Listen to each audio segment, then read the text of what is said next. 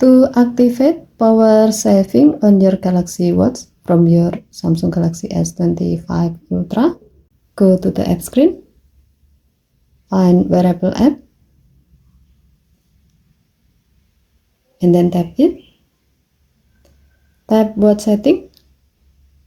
Next, tap battery. And then tap the gray on off switch next to power saving until the switch turns blue to turn it on. When you activate power saving on your Galaxy Watch to save more power, some features on your watch like wake up gesture, always on display, and Wi-Fi will be turned off.